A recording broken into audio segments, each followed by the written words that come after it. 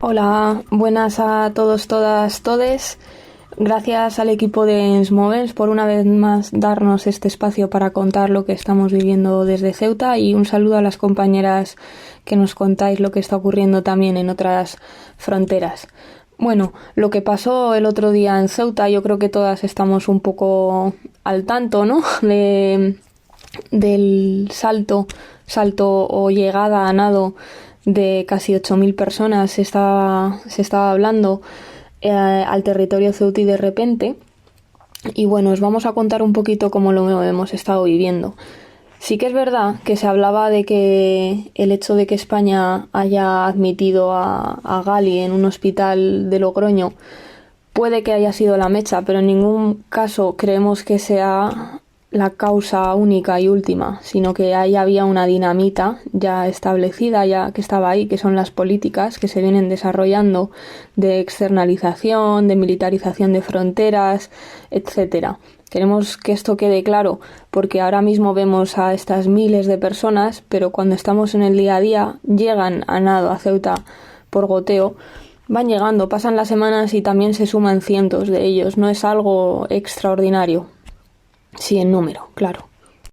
Queremos contar que si se trata a estas personas como una masa homogénea, nosotras en realidad vemos que hay muchísimas causas y motivaciones. Cada persona que llega trae su propio bagaje y su propio recorrido, y nos parece justo recalcar que son muchos los motivos que han llevado a la gente a llegar y no uno y solo. Creemos que cada persona debería ser, ¿no?, por lo menos considerarse su situación personal, y no solo a nivel de un análisis y de contar la realidad con cierta veracidad, sino también por ser justa a los procesos que deberían derivarse de estas llegadas, sobre todo para aquellas personas que son potenciales solicitantes de asilo y a las que están siendo devueltas. Y como ya sabemos, la ley internacional sobre protección internacional nos dice que lo que debería hacer o ocurrir es que haya unas garantías, ¿no? Cada vez que una persona dice que quiere solicitar asilo, se debería estudiar su caso individualizado.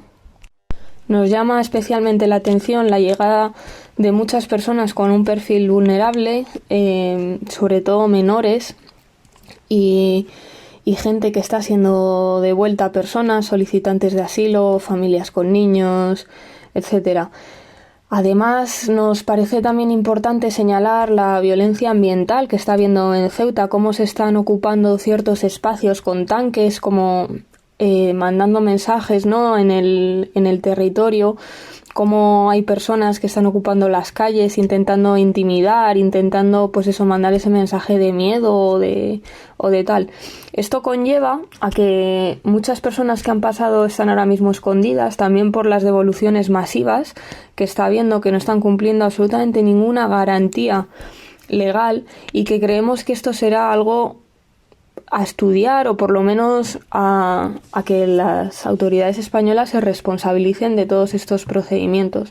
Habrá que pedir explicaciones de cómo se han seguido estos trámites y estas devoluciones. También queremos contaros que esto está teniendo un impacto entre la gente que ya estaba en Ceuta indocumentada, porque ahora tienen muchísimo miedo de que se les pueda devolver, a pesar de que es gente que haya podido estar en Ceuta pues durante meses o incluso años.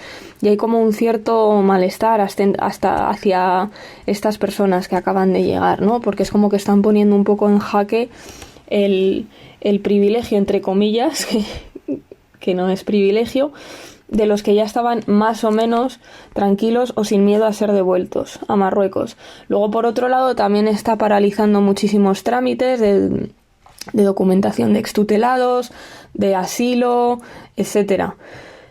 Y por último, nos gustaría también lanzar el mensaje de que la defensa férrea de las fronteras se puede hacer sin tanto dispositivo militar o policial, sino que nosotras abogamos por un enfoque más centrado en los derechos humanos, y creemos que muchos de los medios que se han desplazado, en vez de ser militares o policiales, podrían haber sido pues medios más humanitarios o más educadores, más abogados para tramitar las protecciones internacionales, etcétera, ¿no? Esto es, una vez más, obedece a esa dinamita de la que hablábamos, a esas políticas que ya abogan por criminalizar a las personas que cruzan fronteras de forma irregular debido a la falta de vías legales y seguras.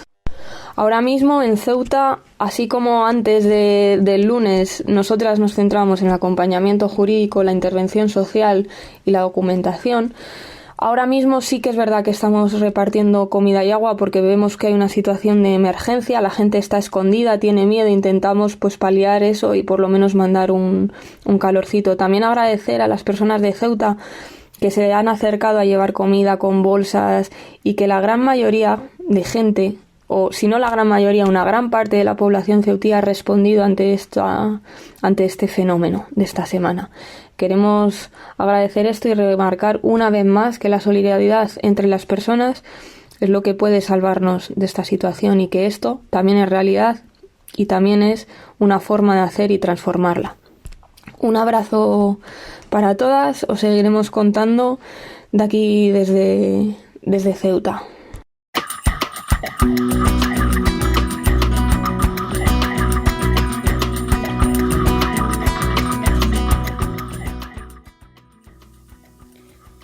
Hola, soy Erika, informando desde Šid, en Serbia.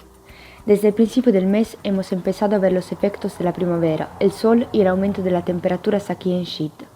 Esta última semana ha aumentado el número de personas en tránsito en todos los lugares y en consecuencia también nuestras actividades y distribuciones sobre el terreno. Los últimos días lo hemos pasado distribuyendo alimentos, ropa y agua y proporcionando tratamiento contra la sarna a un grupo que vive en tiendas de campaña en el bosque. La precaria condición en la que se ven obligadas a vivir estas personas favorece la propagación de infestaciones como la sarna y la picadura de garrapatas. Para tratarlas se necesitan duchas, cambiarse de ropa y usar una crema de tratamiento específica que proporcionamos gracias a las donaciones médicas. Esperamos que después de lavar la ropa a 90 grados y proporcionar agua, instalaciones de higiene y ropa nueva, sacos de dormir y tiendas de campaña, los tratamientos tengan éxito. Además, desde principio de año hemos empezado a apoyar a personas que lo necesitan de la comunidad local, una vez por semana, con cajas de alimento seco y ropa que hemos recibido los últimos meses a través de donaciones. Estamos consiguiendo dar apoyo a 28 residentes locales de Šid, gracias a las relaciones que mantenemos con Vladimir, el sacerdote de una iglesia de Šid y otros lugareños que nos ayudan a entender a quién debemos dirigir nuestro apoyo.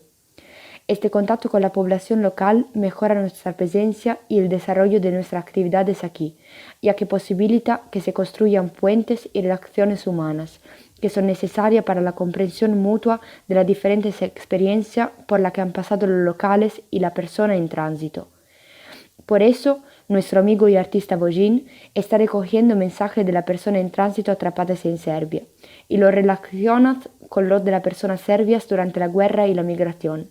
Sin embargo, el discurso del odio y la propaganda política e institucional que pretende resaltar la diferencia y poner a la gente en contra de los demás complica y obstaculiza esta tarea de acercar y sensibilizar a la gente sobre la situación del otro. A pesar de ello, nos complace ver ejemplos de solidaridad de los lugareños con la persona en tránsito y con nuestra presencia aquí. Un saludo desde Šid.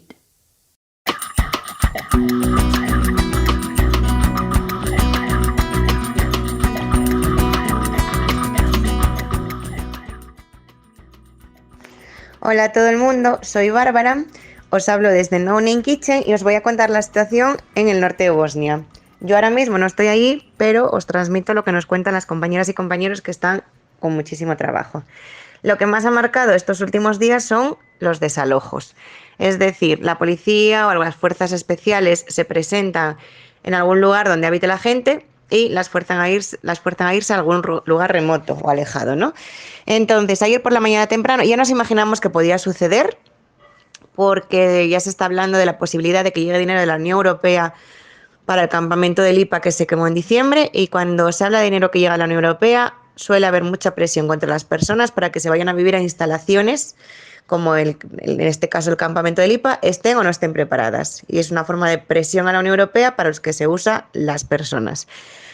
Entonces ya hacía días que hablábamos de esta posibilidad y justo ayer por la mañana se presentaron agentes del Servicio de Asuntos Extranjeros en una fábrica abandonada que hay en el centro de la ciudad de Bihać, al norte de Bosnia, cerca de Croacia, y forzaron a la gente a irse. Según la prensa local, fueron unas 250 personas. Los forzaron a subirse en autobuses y ese autobús los llevó precisamente al campamento de Lipa. Ese campamento, desde que se quemase en diciembre, antes se sostenía con dinero de la Unión Europea y a través de la Organización Internacional de las Migraciones, desde que se quemó pasó primero a estar sin ningún tipo de cuidado y a expensas de la ayuda de organizaciones independientes durante un corto periodo de tiempo, y luego pasó a ser controlado por el Servicio de Asuntos Extranjeros local y ellos lo manejan, ¿no? Entonces, ese Servicio de Asuntos Extranjeros recogió a gente en el squat, en el centro de la ciudad, en ese edificio abandonado, se los llevaron al campamento. ¿Y qué pasó? Que al llegar al campamento, a muchísimas personas la seguridad los rechazó, diciéndoles que no había espacio para ellos. Eso se tradujo a que calculamos que unas 150 personas se vieron forzadas a volver a Bihać caminando, lo que supone unos 23 kilómetros, y al llegar a Bihać, por miedo, Bihać es la ciudad, por miedo a posibles desalojos de nuevo en el futuro, se han escondido en un bosque, han decidido esconderse en bosques. Durante ese desalojo, las agentes también recogieron las pertenencias de la gente, ropa de abrigo, tiendas de campaña, mantas, sacos de dormir, mucha comida, agarraron todo y lo limpiaron. Entonces la gente de repente se vio sin nada. Y nos empezaron a llegar muchísimos mensajes a nuestra cuenta del Messenger, que es una forma que tenemos para comunicarnos con la gente, pidiendo por favor algún tipo de ayuda, porque la gente decía que literalmente no tenía nada. Se fueron a dormir al bosque y en el bosque, aparte de que ya es húmedo de por sí, porque esta es una región muy húmeda, ayer llovió, entonces necesitaban tiendas de campaña. Las compañeras y los compañeros en Bosnia trabajaron hasta las 2 de la mañana haciendo distribuciones. Y además, como sucedió que se tiró muchísima comida, la gente se vio sin comida. Entonces, la Non In Kitchen, junto con otra organización con la que colaboramos, prepararon 750 paquetes de comida. También junto con un restaurante de un chico de Pakistán que pues, colabora mucho con esta causa, y también él nos ayudó mucho para poder hacer una distribución de comida tan inmensa.